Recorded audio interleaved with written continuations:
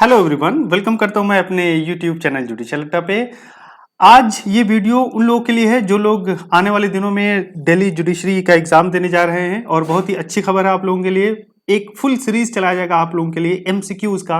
Indian constitution के MCQs जितने भी डीजेस के लिए इंपॉर्टेंट है, नॉट ओनली डीजेस बट और भी जुडिशरी के एग्जाम आने वाले हैं, जैसे कि एमपी और गुजरात के एग्जाम आने वाले हैं। आने वाले दिनों में यूपी पीसीएसजे की भी वैकेंसी आने वाली है, उसमें भी आपके ये काम आ जाएंगे।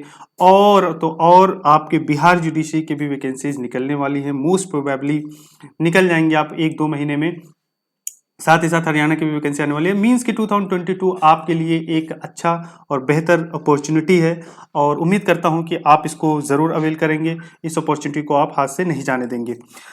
हम इस वीडियो सीरीज में एमसीक्यूज को डिस्कस करेंगे, यानी कि इंडियन कॉन्स्टिट्यूशन के एमसीक्यूज अभी चलेंगे। साथ ही साथ और भी जितने सारे सब्जेक्ट्स हैं उसको हम डिस्कस करेंगे। हर सब्जेक्ट्स पे आपके सामने एमसीक्यूज रखेंगे, पूरी सीरीज रखेंगे। साथ ही साथ मैं आपको बता दूं कि जुडिशियल अड्डा के प्लेटफॉर्म पे आपको स्टडी मटेरियल और लास्ट ईयर के एमसीक्यूज, मेन क्वेश्चंस डिस्कशन आपको मिल जाएंगे। डाउट क्लियरिंग सेशन होते हैं, लाइव क्लास, हमारे लाइव क्लास पे आप जुड़े, उसमें आपको लाइव डाउट क्लियरिंग सेशन उसमें होते हैं, लाइव क्लासेस होते हैं। मॉक टेस्ट फैसिलिटीज में आपको बता दूं कि आप मॉक टेस्ट फैसिलिटीज अवेलेबल हैं जुडिशियल अड्डा के वेबसाइट पे या ऐप पे आप इंस्टॉल कर सकते हैं। डिस्क्रिप्शन में जाके ऐप इंस्टॉल कर लीजिए। स्पेशली उन लोगों के लिए जो डीजेस की प्रिपरेशन कर रहे हैं उनके लिए फ्री मॉक टेस्ट करवाया जाएगा। आपके लिए मॉक टेस्ट फ्री में अवेलेबल है, कॉम्प्लीमेंट्री आपको दिए जाएंगे। साथ ही साथ जजमेंट राइटिंग अगर आपको चाहिए मेन एग्जामिनेशन के लिए, यू आर मोस्ट वेलकम। हमारे वेबसाइट पे विजिट आप कर सकते हैं। लीडिंग केस लॉज आपको दिए जाएंगे, जीके और करंट अफेयर्स आपको दिए जाएंगे, स्टेट वाइज प्रिपरेशन आपको कराए जाएंगे। ये सारी फैसिलिटीज आपको जुडिशियल अड्डा पे मिलेंगे। चलिए आइए आते हैं, और वीडियो को स्टार्ट करने से पहले मैं आपको बता दूं कि अब तक आपने अगर मेरे यूट्यूब चैनल को सब्सक्राइब नहीं किया है, सब्सक्राइब करिए, लाइक करिए, शेयर करिए। और अगर आपको इन सब सारे एमसीक्यूज के आंसर आते हो तो आप कमेंट में कमेंट भी कर सकते हैं, आप अपने जवाब दे सकते हैं। और अगर आपको कहीं लगता है कि हमने आंसर गलत बता दिए हैं या क्वेश्चन गलत फ्रेम हुआ है, यू आर मोस्ट वेलकम, आप कमेंट में हमें करेक्ट कर सकते हैं। सो चलिए, without killing your precious time, I am going to start this video. पहला क्वेश्चन है, अच्छा मैं आपको बता दूं कि ये सारे जितने क्वेश्चन डिस्कस किए जाएंगे ये स्टार्टिंग के पूरे बेसिक अभी हैं कॉन्स्टिट्यूशन के, यानी कि नेचर एंड कैरेक्टरिस्टिक्स, रादर आप ये कह सकते हैं कि जो हिस्टोरिकल पार्ट था इंडियन कॉन्स्टिट्यूशन का उससे। साथ ही साथ हम आने वाले दिनों में, आने वाले वीडियोस में आपको प्रीएम्बल पे कितने क्वेश्चंस, बहुत सारे क्वेश्चंस मिलेंगे, फंडामेंटल राइट्स पे बहुत सारे क्वेश्चन मिलेंगे, उसके बाद यूनियन टेरिटरीज पे बहुत सारे क्वेश्चंस मिलेंगे। एज ए टॉपिक वाइज खास बात यह है, अच्छी बात यह है कि टॉपिक वाइज डिस्कशन होता रहेगा। चलिए शुरू करते हैं हम। पहला क्वेश्चन है, which one of the following is considered as a supreme source of power. Supreme source of power किसे कंसिडर किया जाता है? Supreme court, parliament of India, president of India, constitution of India. तो आई थिंक इसमें किसी को confusion नहीं होना चाहिए। करेक्ट आंसर इज, आपका करेक्ट आंसर हो जाएगा कॉन्स्टिट्यूशन ऑफ इंडिया, ये राइट आंसर है। तो इसमें आई थिंक बहुत ही इजी क्वेश्चन पूछ लिया था। Coming to next question, Indian constitution is dedicated to constituent assembly. ये अगर आपने प्रियम्बल अच्छे से पढ़ा होगा, प्रस्तावना भारतीय संविधान का अच्छे से आपने पढ़ा होगा, तो इस क्वेश्चन का जवाब आप अच्छे से दे पाएंगे। तो Indian constitution is dedicated to the people of India, है ना, द पीपल ऑफ इंडिया। जब प्रियम्बल आप पढ़ेंगे तो लास्ट में वहां पे लिखा है कि हम अपने आप को, ये भारतीय संविधान को हम अपने आप को सौंप रहे हैं, हम भारत के लोग अपने आप को ही अडॉप्ट कर रहे हैं इस भारतीय संविधान को। तो इसका मतलब कि ये डेडिकेटेड एक नया शब्द ये ले आए हैं जो आपको पता होना चाहिए। डेडिकेटेड ये नया शब्द ले आए हैं, लेकिन ठीक है, इट्स ओके। कई बार हमें ये नए शब्द मिल जाते हैं, तो आपको ये ध्यान देना है। आई होप कि आपको क्लियर हो गए होंगे। So D is the correct answer, ये आप ध्यान दीजिए। Coming to next question, constitution defines and determines the relation between, बहुत ही आसान सवाल है। भारतीय संविधान जो है परिभाषित करता है और डिटरमाइन करता है संबंधों को किन के बीच, various institutions in the area of government. ये तो बिल्कुल नहीं है। Executive, the legislative and judiciary, ये बताइए। Central government, state government and local governments, ये भी सही है। All of the above I think most appropriate answer है इसमें। तो correct answer is all of the above. यहाँ पे करेक्ट आंसर आप ये कह सकते हैं मोस्ट सुटेबल आंसर है। Coming to the next question, आप भी जवाब दे सकते हैं, कमेंट में दे सकते हैं, आपके जवाब हमें दिखेंगे, आप जवाब हमें दे सकते हैं। Number of articles and schedules in original Indian constitution में, ये भी कई बार क्वेश्चन आएंगे भारतीय संविधान में। जो वास्तविक ओरिजिनल पहले भारतीय संविधान जब आया तो उसमें कितने अनुच्छेद थे और कितने शेड्यूल्स थे, तो ये आपको याद रहना चाहिए। मैं आपको बता दूं कि 395 आर्टिकल है और 8 शेड्यूल्स हैं।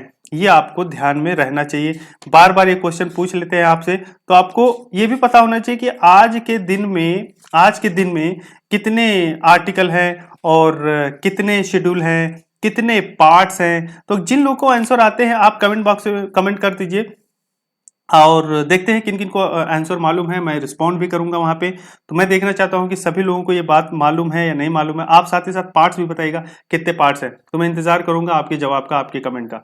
Coming to the next question. अब यहाँ पे पार्ट पूछ लिया है कि भाई भारतीय संविधान में कितने पार्ट्स हैं प्रेजेंट में। How many parts are present in the constitution of India, यानी कि भारतीय संविधान में कितने पार्ट्स हैं। तो आपका जवाब आंसर तो यहाँ पे बताइए, आप सभी लोग बताइए इसका जवाब क्या होना चाहिए।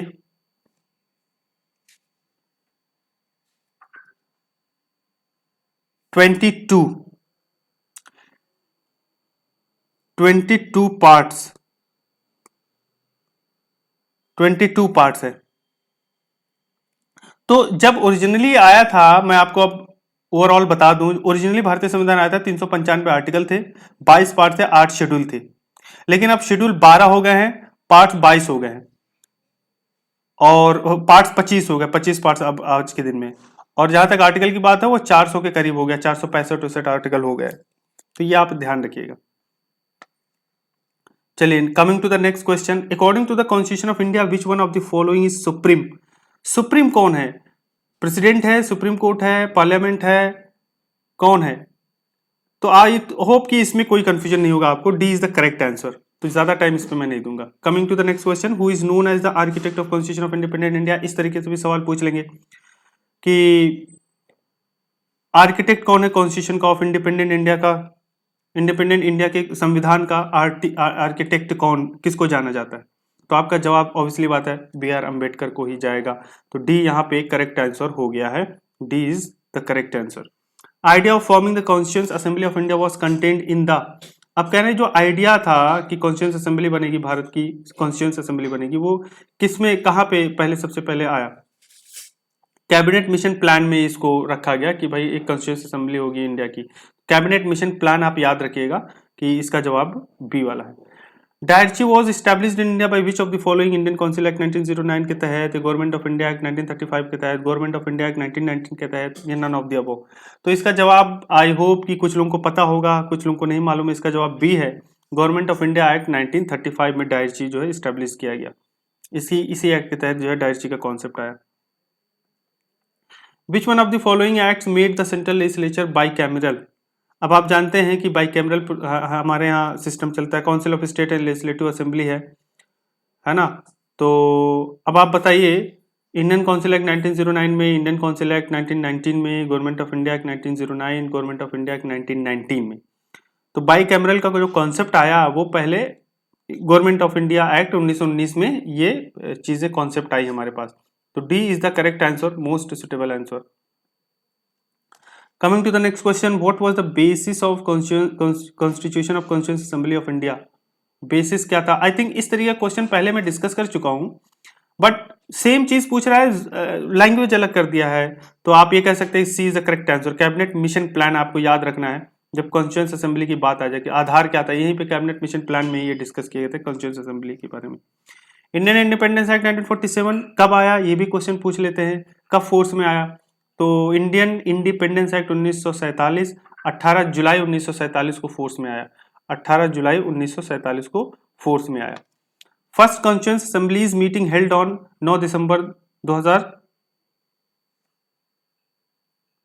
अब ये थोड़ी सी डेट यहाँ पे आई थिंक मिस्टेक है, इस क्वेश्चन को आप रहने दीजिए।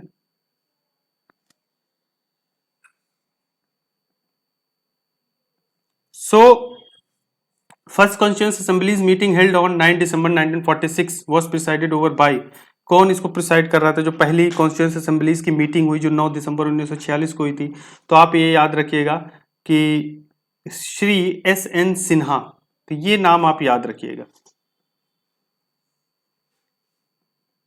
Who was the temporary chairman of the constituent assembly of India. Temporary chairman के बारे में जब बोले आप, तो पीछे जो आपको दिखाएगा सच्चिदानंद सिन्हा, वही जो है फर्स्ट कॉन्स्टिट्यूएंट असेंबली जो मीटिंग हुई थी उनके द्वारा प्रिसाइड ओवर किए गए थे। तो SN स्टैंड्स फॉर सच्चिदानंद सिन्हा। सच्चिदानंद सिन्हा। तो वही जो है टेम्पोररी चेयरमैन उस कॉन्स्टिट्यूएंट असेंबली ऑफ इंडिया के बनाए गए। तो आपको याद रहना चाहिए कि सच्चिदानंद सिन्हा नाम, आप सी वाला अप्रोप्रिएट आंसर है यहाँ पे।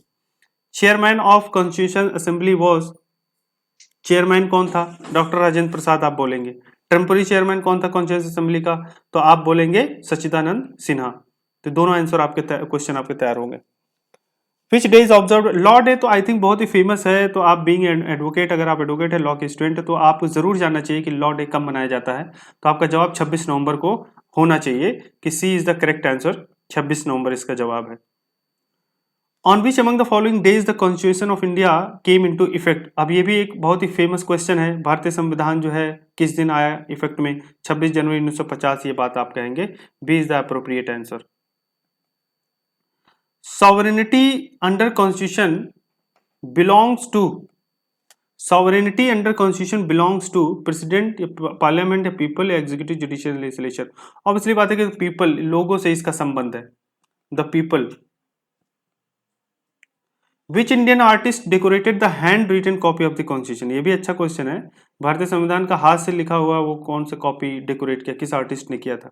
तो आप नंदलाल बोस, ये जवाब डी है इसका। So D is the correct answer. Which among the following is described as lawyers paradise? So lawyers का paradise Constitution of India, यहाँ पे A जवाब है। So I think वीडियो हमारी ये 11 मिनट की हो गई है।